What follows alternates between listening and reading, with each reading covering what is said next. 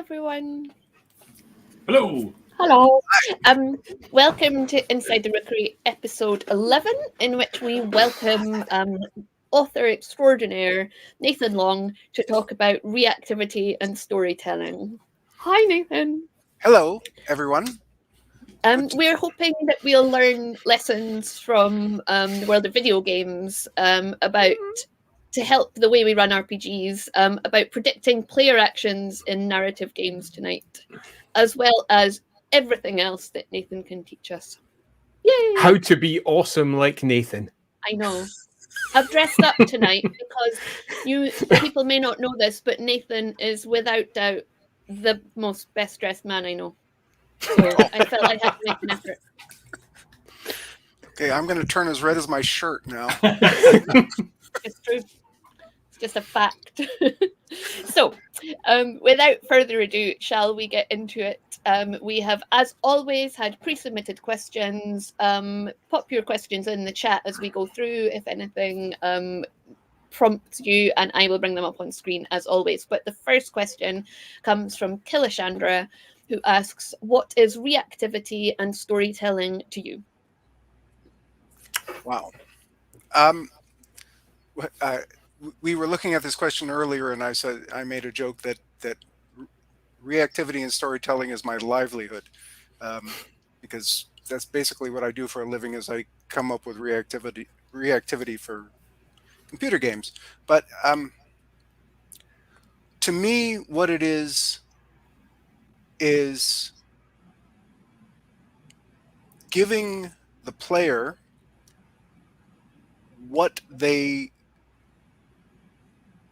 the options that they expect, that they want. In other words, if they come to a point and there's a guy that they're talking to and there's an obvious thing that they want to talk to him about, but that option is not available to them. I mean, a lot of the things that I'm going to talk about are things that are only necessary in role-playing games, because in computer role-playing games, because if you're a DM, obviously you can go with the flow and respond to questions as they come. In a computer game, you have to have thought of all those things already, hopefully. I was just like before we came on here, I watch streaming playthroughs of the games that I've worked on. It's gratifying and fun when people are enjoying it, but it's also definitely a learning experience to see how people react and what they want, and did we give it to them. And I just watched a bit where I know we put in the response that the guy was looking for, and it wasn't in the dialogue, which means there was a programming error, or I made a dialogue error, and it's just heartbreaking. It's like, ugh, we set that up. We set it up. I know we set it up, and it's gone. So, yeah, it's a joy when it works right in a computer game, and it's absolute hell when it doesn't. And what about curveballs? So you've talked about what people might expect, but what do you do to twist those expectations, or give them what they expect, but then build on it in a different way? Is that something you think about? When I say give people what they expect, you give them what I mean is that you give them the questions that they would expect to be able to ask. The answers to those questions are very often curveballs. Like when they ask, what about the soup today?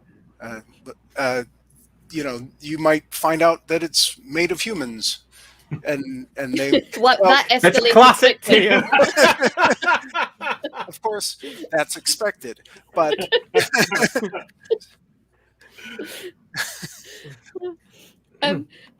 yeah, and Andy, when we talk about the Andys, maybe we'll want to jump in on this one, but what is the difference between reactivity and storytelling and just winging it during a session, if we think about it? I'll jump in first, because I've got a slight question to ask to Nathan as well. Okay.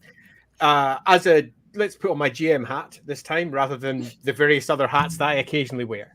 And reactivity and storytelling in terms of what Nathan does, which See? is Best yeah, dressed. best dressed. Even almost works with the headset.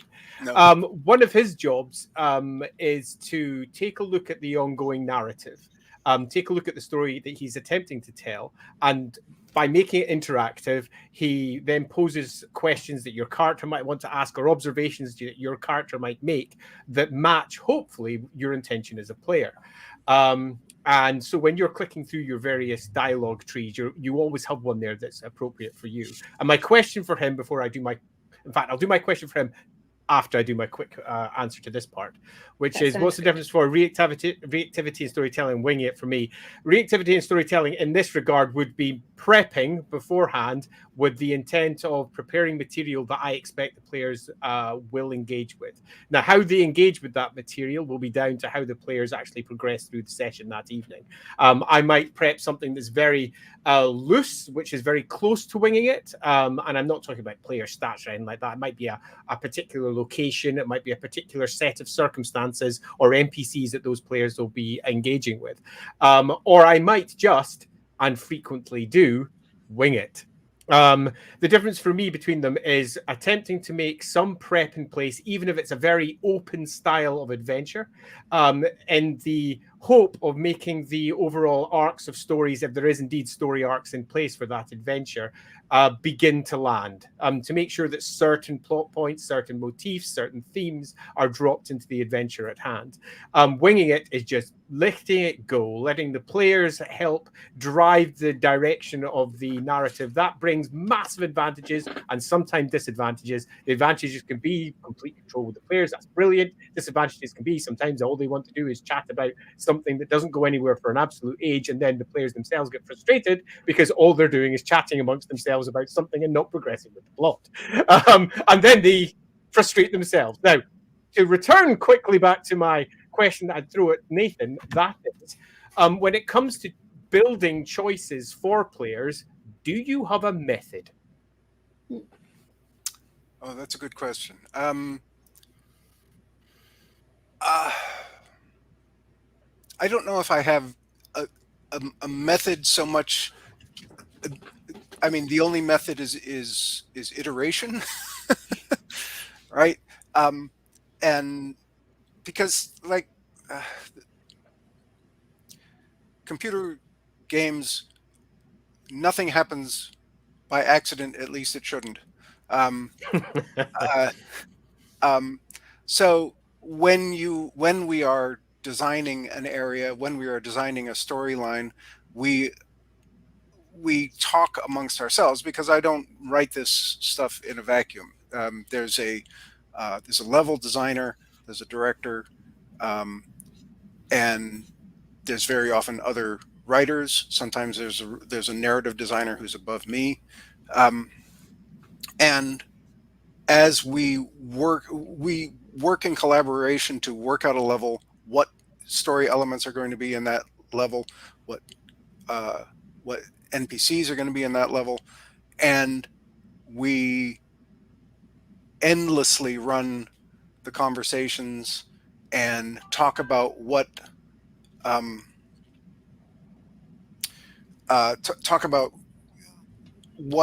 a decision here is going to change further down the line, that sort of thing. And the thing that's very important, particularly in video games, is that you can't let everything happen, because if you did, production would never be over, and there would be no money. Because if you try to account for absolutely everything that'll happen, then you know every decision becomes exponential. So there is quite a lot of, it's not necessarily putting things on rails, but you are guiding players to 2 or 3, possibly 4 outcomes. And the trick is making those outcomes satisfying to the player, because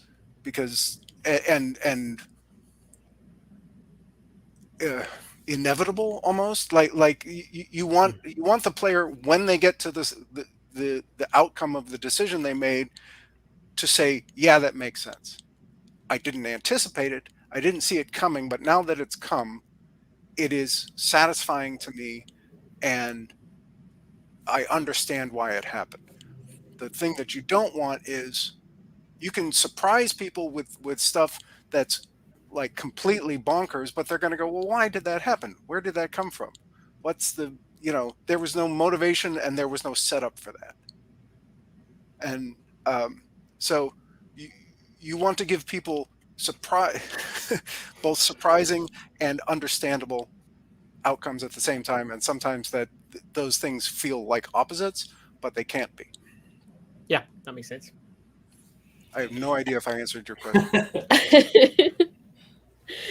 So Seagull had also asked, is it predicting the choices players make and moving the scenery behind them so that it is so, or is it steering the players after they have made their choice and revolving the world around them to make their choices fit?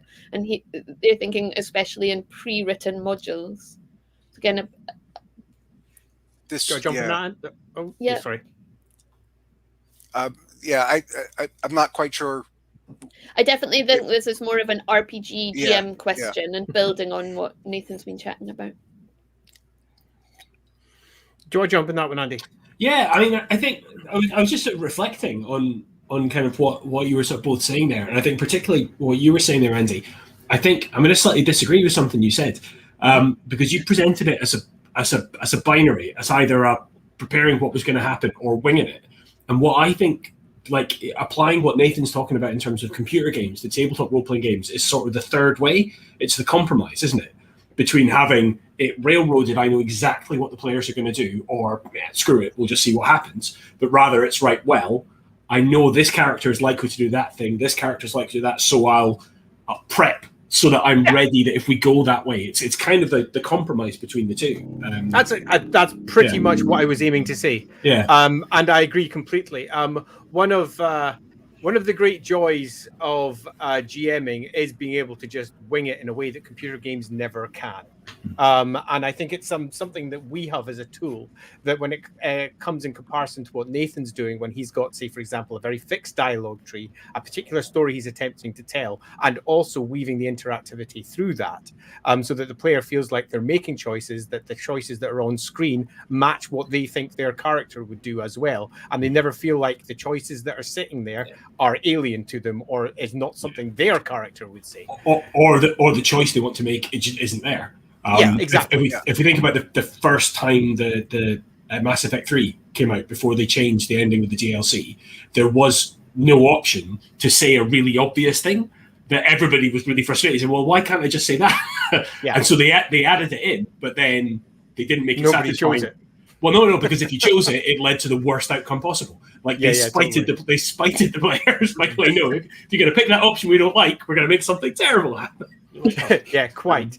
And I think that's an advantage that we have as GMs, where we can just go with the flow. And indeed, I'd say role-playing in general at the tabletop has that massive, huge advantage in its corner, that you can tell stories that perhaps you never intended to tell when you sat down at the table.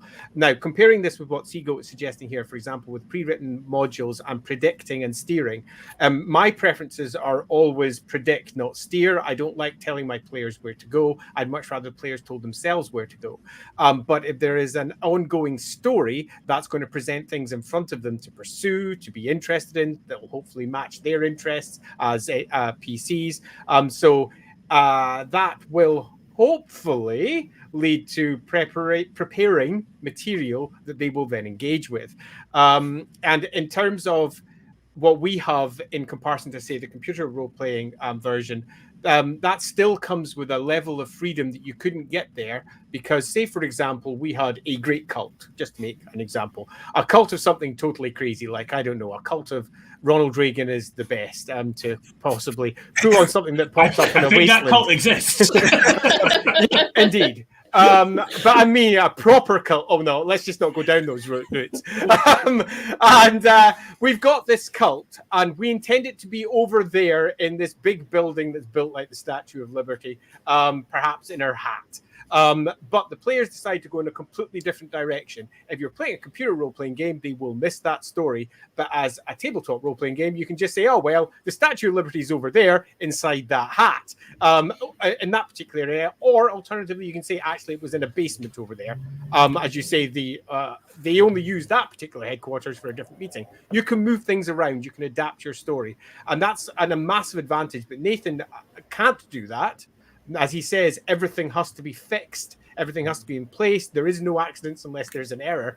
And part of his job is trying to make sure that the players still feel like they have freedom, which I think is quite extraordinary sometimes because we've got it easy by comparison.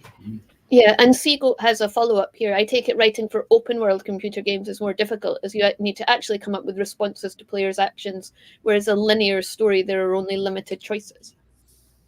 Well, yes. Okay, so I would say that there are more than 2 levels to that. Like what was BioShock Infinite, the one that took place on the floating island? Yep, that's BioShock Infinite. That, as far as I was concerned, was absolutely and completely on rails. It did not matter what you did; you got all the sequences. Yep. Right. What we do in Exile with the Wasteland games and our other games is moderately more free, right? You can do things in any order you like, and the way that we gate you from doing things out of order isn't, well, you can't go there. It's you'll get killed if you go there, right? You are free to try, but you'll get slaughtered. Right. Yeah, I've just been playing Ghost of Tsushima. You are entering an area of overwhelming Mongol forces. Yep. Yeah, exactly. But you know, and like a lot of the things that we like the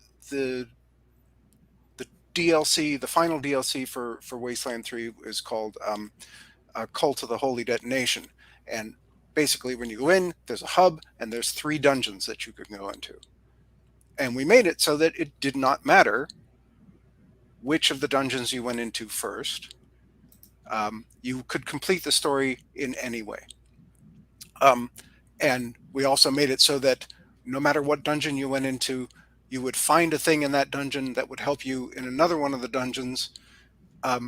So that there was always like, oh man, I should have gone to that first. Oh, I should have gone to that first. Because no matter where you went, there was a little FOMO and a little, you know, so that is different than the Fallout games. The Fallout games, it's wide open. Like we basically have a world map, and you can go to a location and do all the things at that location, and then get back on the world map and go. So it's not completely open world. You can't walk around the entire world. But even in open world computer games, they separate things enough that there are the things that you can do at that location, and if you leave that location to do something else and come back, the world state hasn't changed that much, and you can usually complete those things. MMOs are another step, but though, like another step of openness, but also less complexity as far as reactivity goes, because they can't be complexly reactive, because the next person that comes through that area has to be able to do the same things. Things don't actually change in the world. The world is in a frozen state. You can change it locally for a moment, but as soon as you leave, it comes back. So, did I answer that question? I have no idea. It's interesting about the idea of kind of gating things off by level and difficulty and stuff.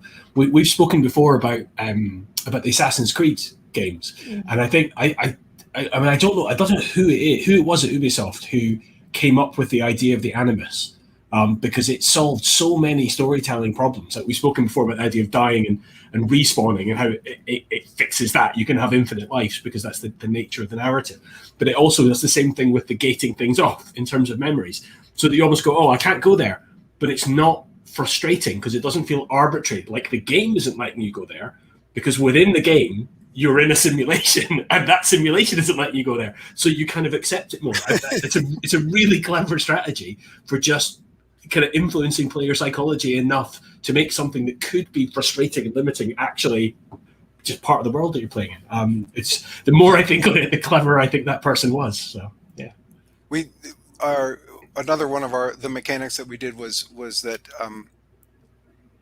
in both in Wasteland 2 and Wasteland 3, you start in an area that is not particularly irradiated, and the further you get into the story, the further you have to go into the irradiated areas, and you don't get the protection that you need to pass through that radiation until you get to further areas and get loot that'll allow you to make a radiation suit. So we kind of, there are physical tricks that we can do to keep people from going too far.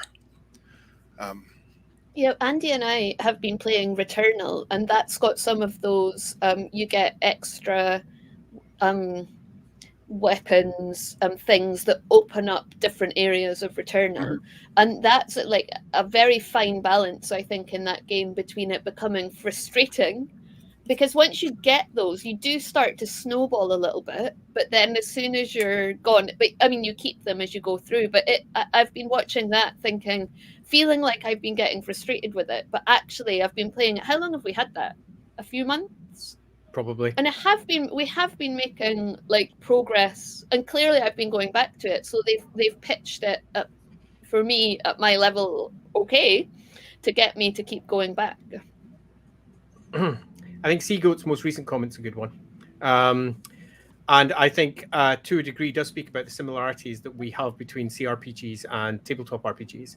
And that is that it does tend to be location-based, which means that in terms of prep, as GMs, or as I presume writers, for these games, you have very clear areas that are predefined that you can start building for. For example, if you've got a simple quest line, like, for example, my characters are taking something from here to here. It's very simple. A classic fetch quest of some sort or another. You know where they're going, so it's very easy to prep. Open world stuff is much more difficult. For example, we're starting in this village. There are so many other things on the horizon. In what direction will they go? What NPCs will they engage with? And exactly how are they going to move onwards? On the computer game front, all of that has to be mapped out first. On the tabletop front, you can almost map as you go. And to a degree, you can just resolve what's on the horizon and not worry about what lies beyond it. And as the players move forward, fix it then. And the whole location to location to location aspect of doing that gives the GM enough time to build in everything that's to come without having to just make it up on the evening. Having said that, though, making up in the evening is one of the great strengths of role-playing games. Allowing proper reaction to what players do inside environments that were originally fixed is something that you can do with a tabletop role-playing game that you can't do with a computer role-playing game. Yeah, although it just going back to Returnal, the thing I meant to say, which is actually what makes it interesting on the repeat play, is that it could become really boring if you went through the same dungeon every time, but that map shifts. So every time you come back, you go through, and that's how they've tried to resolve the challenge of you're coming back every time, but the map itself, and you get to know the rooms, and actually that makes it quite, because you're like, oh, I'm in this room, that's good, I know I can get that stuff here, but every single time those rooms themselves are like regenerated into a different pattern, like playing Warhammer Quest, I guess. Or something similar. And that works very well in a tabletop environment when you've just got, say, your random tables to help provide you with solutions to your I'm winging it situation. If, for example, as a GM, you don't feel particularly creative, you can just quickly roll some dice. A quick story is made up on the spot, and away you go. One of the ways that we, and I'm going to strongly drop Andy in this one as well, one of the ways that we dealt with the building a sandbox situation was, instead of providing lots of random tables of stuff you could encounter, instead it was providing random, not so much random, but some stories for each and every location that are potentially on the horizon, meaning that you can build yourself a very big, detailed world with not necessarily a lot of dull material to read. Tables are not a lot of fun to read. They're a lot of fun to use, but if you've got a book full of tables, it's just not a lot of fun to read as an actual piece. When you're sitting as a GM or indeed just a normal reader reading a book, it's not fun just going through screeds and screeds of information in tables. It is fun reading about a new location, some new NPCs and the stories that they might be involved with. And it's also fun to pick it apart later and realize when those stories are linked together to each other in a variety of fun ways, so that hopefully you as a GM can come in and have a fully realized set of stories. And that's in many respects built because of games much as Nathan creates, like Wasteland, where you go to locations and they have stories hard baked in, NPCs that are effectively quest givers or something similar, that send you off in different directions. And we do something rather similar on the writing side, because we want to inspire GMs with all manner of different ideas, yet not constrain them and say this is the only way these locations can be used. And more than that, we went out of our, particularly with the Uberstrike one, of thinking about, because within Warhammer, we knew that people were going to be playing predominantly just with the core book because nothing else had been released at that point. So we knew what the classes and careers were that people would be likely to be playing. So then it was a case of, well, okay, if you've got a dwarf troll slayer, there has to be at least one location that character will actively want to go and see. If you're playing someone who is interested in, has a gun, is interested in black powder and stuff, well, there will be hooks that relate to that kind of stuff. If you're playing an elf, then there has to be at least one interesting elf NPC for them to interact with. There has to be a herbologist, there has to be this, there has to be that. And that, it was interesting because initially when Andy first mooted that, when we were at the very early drafting stage, I was like, oh my God, that's going to be a pain in the neck. But actually, it was incredibly empowering because it meant I wasn't just writing places, I was writing stories, which is ultimately what we all want to write. So, yeah. And hopefully it was much more useful. The response has been really positive, so yeah. I mean, it's vaguely similar for the CRPG side as well, because they generally start with, for most of them nowadays, unless you're playing a JRPG where everything's already fixed for you, in most cases with JRPGs, you generally are choosing yourself some predefined elements at the beginning of the adventure when you're doing your character creation. And in a somewhat similar fashion, that will help tailor some stories in a slightly different way at a later date. A story that's particularly focused on a particular job type that you can choose at character creation, or a particular background type that you can choose at character creation, and that gives a few extra tales that personalize the story and make it feel like it's your one rather than just the same as everybody else's. Cyberpunk did that quite a bit at the beginning of its adventure choices. It tailored the beginning of the story according to your Here's a comment from Vagrant. I always find the stories are much stronger with pre-gens, Commander Shepard, Geralt, Lara Croft, than when I go in with my own character and find the story just doesn't mesh. What do you think, Nathan? What do you prefer to write for? Pre-gens or...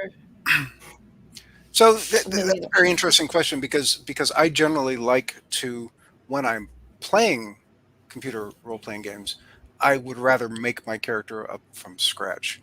Like, I enjoyed playing Geralt in Witcher, but I like coming up with my own characters. I'm enough of a writer that it's fun for me to come up with backstories and that sort of thing. In fact, there was a year I did no writing for my career, because I was playing City of Heroes and just writing character bios for all the characters that I came up with, and that was my writing for that year, and it was an utter waste of my professional life, but I had a blast. So this is a question that sort of we as dialogue writers for these kinds of games, there's sort of a convention, which is that you provide a different dialogue options so that the players always feel that their personality as a character is being given correct options. Those things are broken down into paladin, mercenary, and hard ass. Right? The hard ass is, if you want to do your evil playthrough, you're probably going to pick all the hard ass options. If you want to do someone who can decide whether to be good or bad, that's the mercenary option. What's in it for me, right? And paladin is the I always choose the good choice, right? And that's 3 dialogue options, and sometimes they're entirely cosmetic. Like if a decision isn't that important, you can say, you know, thank you, please show me your wares, or show me your cheapest wares, or give me everything you've got, but you'll always go to the merchant screen, right? No matter what. And they'll be just like a superficial, like, oh, don't hurt me, before you show the hard ass the weapons or whatever, thank you, good sir, whatever. But to me, sometimes 3 options doesn't feel like enough. Like it is distilling what people play too much. The problem is, of course, that the more options you provide, the more writing you have to do, the longer it takes to do all the dialogues. It's a frustration that I have with writing for this stuff, and I definitely break it when I can. I try to provide more options when I can. And you also, like, there's a lot of things that there's other kinds of reactivity that we do in dialogue, which is interesting. For instance, there's skill check dialogue choices. Like, are you a doctor? Then you get to ask this question, which you would not get to ask if you weren't. And we don't always like there's the tendency to, like, if you get one of those choices, that's the best thing. That's the thing that you should check, because it'll give you, like, oh, I passed the skill check, that must be good. But, like, for instance, in Wasteland 3, if you have a medical background, you can ask the patriarch, who's the main character of that game, about his palsy. But should you?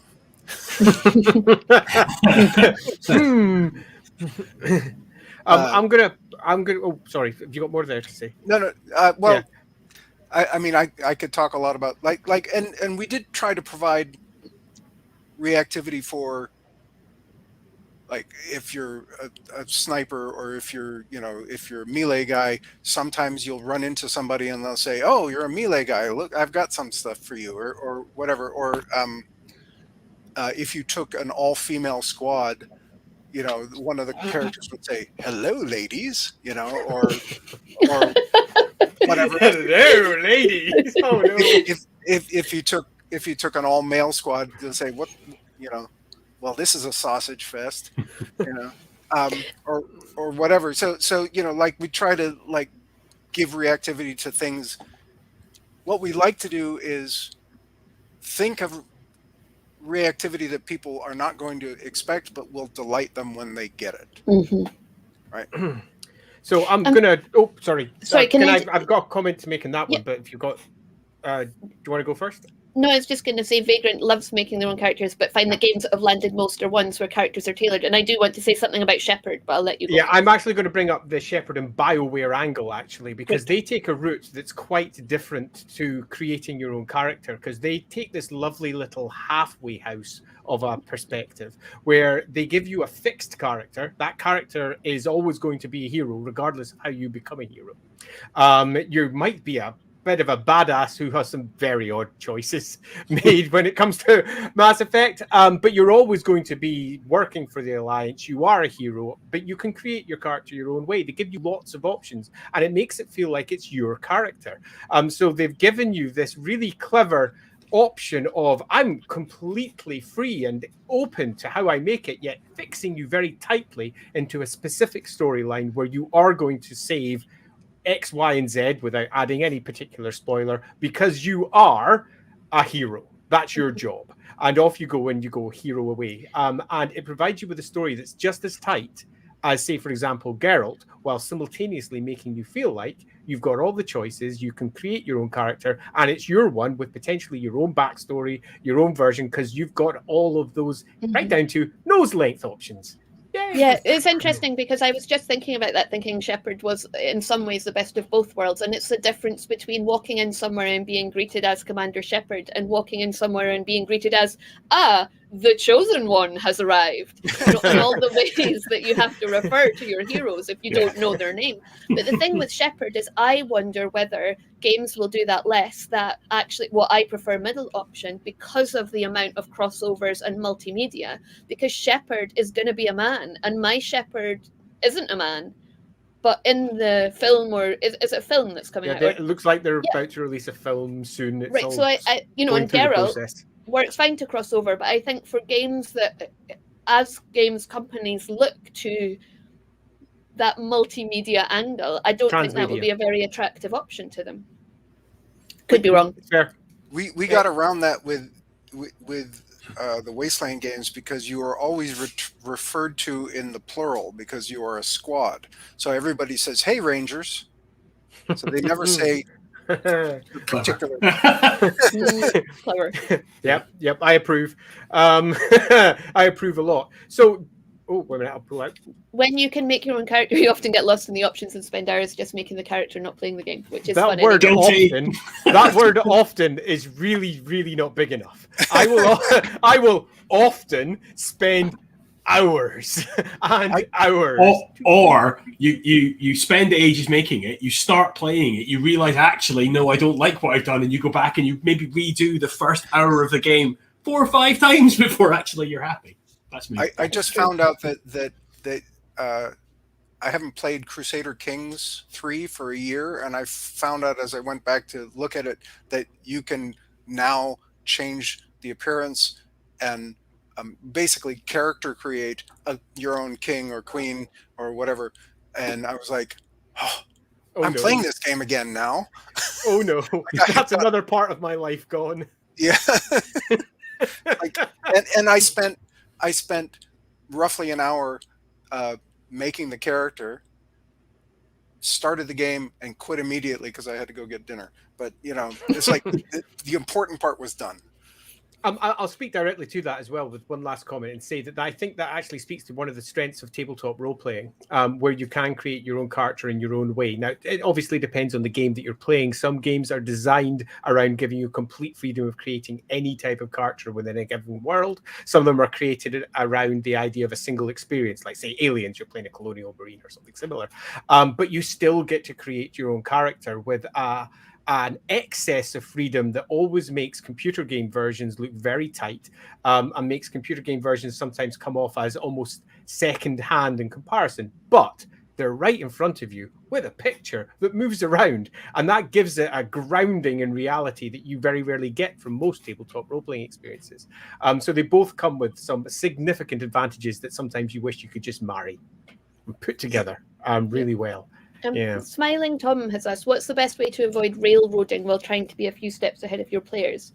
Because more often than not, I found myself plotting something in case the players do this, and then, of course, wanting it to happen because it leads to a couple of great scenes. And also, in terms of CRPGs, Nathan, how do you feel when people just go straight down the main plot and miss all the cool stuff you've written? I've watched some streamers. There was a guy who like, and you can also see it in reviews. Like I can tell, like, we had a DLC called Steel Town, the Battle for Steel Town, and reading reviews, and some guy said, yeah, there wasn't much to this, I did it in 6 hours. It's like there's 20 hours of material if you do all the, if you talk to everybody. But if you just ignore everybody to each side and just do all the fights, yeah, okay, that's 6 hours. But so it's frustrating to see people miss stuff. What's fun, and one thing that we do in our games a lot is we do reactivity that is big enough that when people talk about the game to each other, they'll go, oh, I didn't see that content at all. It's because you made this choice. That content is not there if you made this choice, but this other guy made this choice and missed all this content. Right? So like that is our version of giving a game replayability. Is, you know, there are large enough things that like entire areas might be missing to you because you made a decision. As someone with serious FOMO, I both applaud you and hate you for that. Because it's working exactly as intended, because you will play that through twice. I will play that game again. Yes. That's exactly what we want. We want people to play it again. Like, although, like, it's not. I was really I'm a computer game only guy. I don't have a console or anything, so I missed out on Hades because the you know, trying to play it with a mouse just was not working. But I was really interested to see how they did that with a roguelike, where the content is just endlessly repeated, and yet you get more story as it goes. We will never do anything like that. Our stories are not about repetition and finding, you know, going 7 times into the same dungeon to try to figure out how to get to the end of it. But we always try to make it so that you will never get all the content in one playthrough. So just so that people have different experiences. I'm taking it from the tabletop side. I always find this a particularly frustrating part of creating material for it, because you want to create often something that provides you with an awful lot of the same sense of in-world options that you get from a computer role-playing game, where there might be lots of different places you can visit, there might be lots of different NPCs you can engage with, and they provide extra content that sits on the side. But when you're dealing with a print book, which only say has 144 or 256 pages, there are only so many things that you can write, and you just cannot cover them all. And worse, if it's in a fixed adventure, if you do cover them all, then most of them might not be used. And that is a complete waste of a printed adventure. So you tend to find most printed adventures tend to go down one loose railroaded route, and they then try to scrub off the edges and pretend it's not. And then all the extra options are added in with extra supplements to say, if you're playing in this area, they could do all these other extra things in this particular area to try and fudge over the same situation. So you end up with 2 books. One book, which is the core adventure, another book, which is the extras that you could attach to the core adventure, with maybe a couple of smaller adventures that go on top. But it's something that I think computer role-playing games do very well indeed, because just to use one very high bar as an example, with, say, The Witcher, the amount of side content that you have available in an adventure like that is extraordinary. But even if you take something like, say, Mass Effect, which is a very tight adventure where there are some side content, but nowhere near the amount you get in something like The Witcher. Even when you're dealing with that same piece of content, say, for example, in the Citadel DLC for Mass Effect 3, that's 3, 2, whichever one it is, it's 3. In that one, depending on who you had in the squad, it changed all the dialogue options. And when you were doing the Citadel, you had all of the various characters available, which meant that they had hundreds of lines of dialogue recorded for just a 5-second scene. And each 5-second scene, which is an insane budget, which you often can't do on other computer role-playing games, but it does for those who are completionists with their fear of missing out sitting there very strong at the front of their mind. They are going to fall back on YouTube to watch them all because it's the only way to truly experience all of the options that a game like that offers. When we did, we do this in all the games, but we had so much fun doing it for Bard's Tale 4. We came up with road banter, right? So if you're walking along and you're not doing anything particular, you're just moving from a place to a place, the characters in your group would talk to each other. And we wrote, there were like 6 companions that you could have. And we wrote banter for each combination of 2, right? And sometimes we wrote some for combinations of 3. So no matter who you had in your group, they would have something to say to each other. And that was a lot of work to get all those combinations and to come up with interesting things for all of them to say. And like, what in the world would this person ever have to say to this person? But, you know, you come up with stuff and people loved it. People loved that, you know, if these 2 characters, they have something to say. And we do the same with the Wasteland games. Depending on who you have in your party, you would get them commenting, you know, they would have different comments on things, and they would also comment on decisions that you made. Like, oh, that, you know, why did you free that guy? He's going to kill everybody or whatever. The thing that was frustrating, and the thing that we are discussing how to do in future games better, was that people would very often pick who was going to be in their party early and not change, right? Because they'd leveled up those guys, they'd equipped to those guys, they didn't want to swap them out for some new companion that they could have that was not leveled up, was not equipped, and you know, like, I know what this guy does, I don't want that guy, right? So people will go through the game, and most people went through the game with the same 2 or 3 characters and got the same responses. If they had picked these other guys, they would have gotten completely different responses, but nobody saw that because nobody picked those characters. Yeah.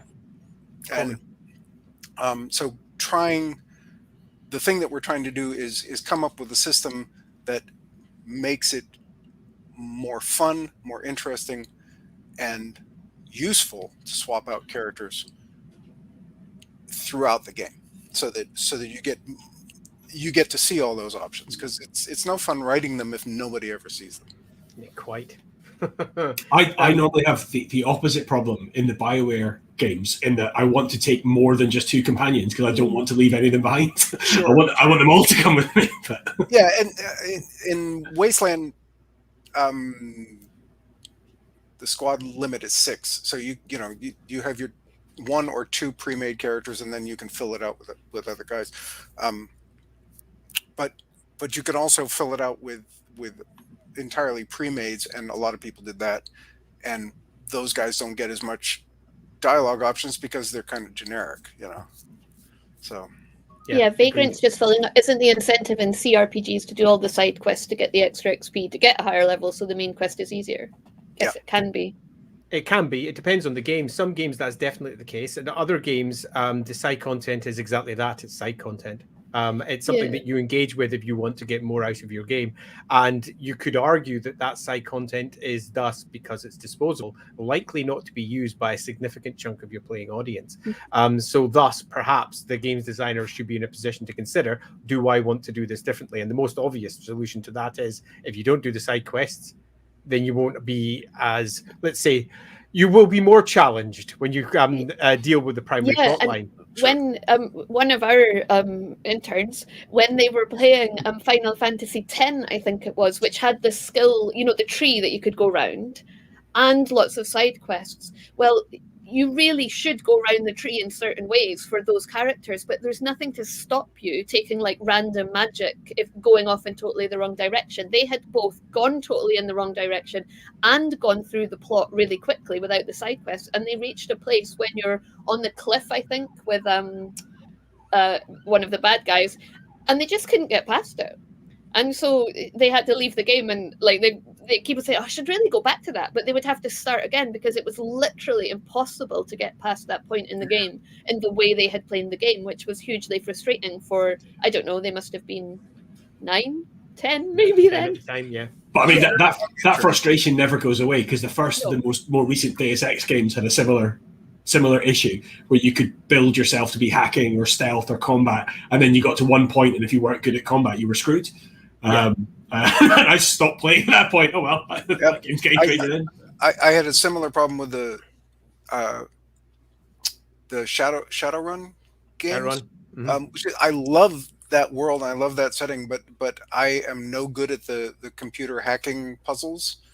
And if you couldn't be good at those, you couldn't get to the end game. And I'm like, okay, oh well, I guess I'm not playing that. Yeah, absolutely. Poorly designed. It was Seymour. It was Seymour on the cliff. Yes, it was Seymour. I knew who so it was. Annoying. Poor thing. I tried it for her as well because I've been playing so much, but just no. Sorry, Nathan. I said you can generally see more from a cliff. But just as a aside on the side quest thing, it brings up something we've touched on before, and I wonder if it's something it might actually make a topic for an entire stream. But the question of player motivation as well. We talked before about like intrinsic and extrinsic motivations and the things you do to spur people on to play things. And obviously every player is different, but there are broad archetypes in terms of what motivates them. And I know from our experience, from our parties, just within that small group of people have very different motivations in terms of what they want to do in the games. So. And Roderick's saying Oblivion, had a really weird approach to in that the more side quests you do, the higher level you are, so the harder the foes are in the main quest. And he thinks that's annoying, but I think that's perfect because I can't stand a game where I've done so many of the side quests because I like the stories, and then you just walk through the game like you're, I don't know, a goddess. Don't like that at all. Happens. Been there, done that. I've forgotten what I was going to say now. I was going to speak to whatever was on previously. That's okay. Just move on to whatever the next thing is. So I wanted to talk a little bit about the timing of reactivity, which is something that we're actually building an internal doc for In Exile to sort of ramp up writers that we might hire and writers that we have internally about what our brand is and what our reactivity is and how it all works. And one of the things that we talked about, and we talked about how we do it and what its uses are, is the timing of reactivity. In other words, okay, so simple reactivity is you shoot somebody and they die. Oh, okay, that's reactivity.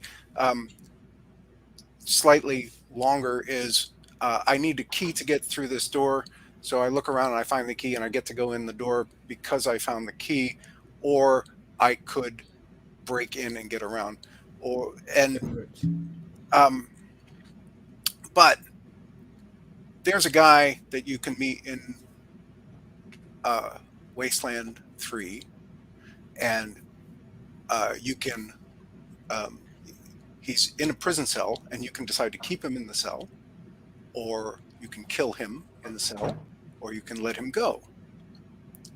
When you let him go, you don't know what happens to him. There are some clues to what he might be doing that you find, like notes and stuff in the world, but you don't know what happens to him. You can, this is spoilers, but you can meet him in one of the DLCs, right? So that's 80 plus hours of gameplay before you find out what happens. And so having reactivity that's immediate, like you kill all the bad guys and everybody comes and says, oh, you saved the town. That's great. But if you want something to be memorable and feel like it has weight, you keep coming back to it. You say, oh, you saved the town. That's great. You go to the next town. Oh, you're the guys that saved the town back there. Those other guys, 4 hours later, 4 hours of gameplay later. Oh, we heard about your story from a traveling merchant who said that you saved the town. Would you like to save our town? Right? Or if you kill the town, you guys have got to get out of here. Like, we heard from a traveling merchant, you did this terrible thing. You guys got to get out of here because we don't want you around. So, like, reactivity isn't just, you make this choice and this choice, and we account for it. It's also consequence. Mm-hmm. The hero of Canton, the man they call Jane. Yes, right. Yeah, exactly. I cannot stress this enough. In terms of not just making the world feel like it's a living, breathing place, which things like Nathan was suggesting there absolutely do.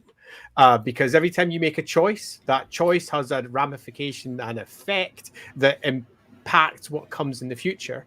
But it does more than that. It also means that as a GM, put on my GM hat and saying things that players don't necessarily want to hear, but it is a way of directing where players go, which makes it super easy for you to prep certain types of story that are coming in the future.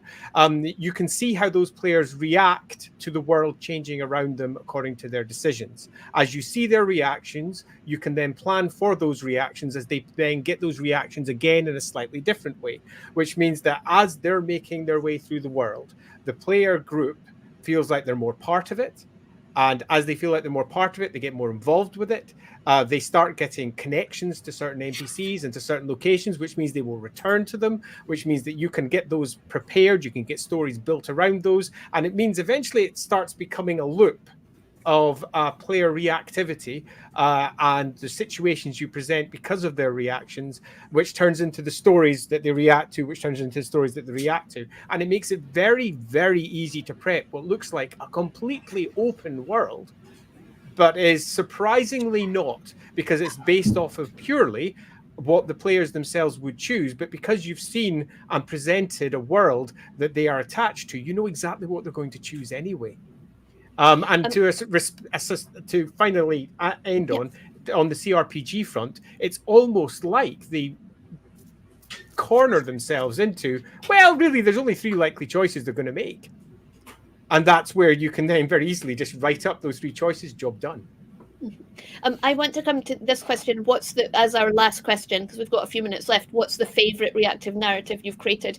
But I just wanted to bring this comment up first. Wolfsbane, I keep a journal of player choices so I can refer back to them and use the consequences for or against them. And I like that, or against. Yeah, or against. So yeah, but in summary, what's your favourite reactive narrative? Wow. That's really tough. Yeah, Nathan, sum up your entire career. Give us the highlights. Go. Cripes. Man, I should have spent all that time that we were sitting in the waiting room thinking about this, and I spent none.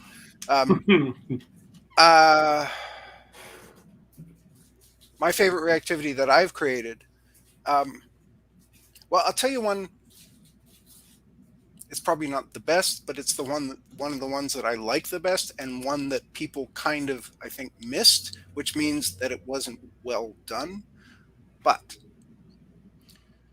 Bard's Tale 4 has exactly one piece of reactivity. Exactly one, right? Because it's pretty much on rails. You can go to different places at different times, but you're going to go through the story pretty much the same way no matter what, because it was very much a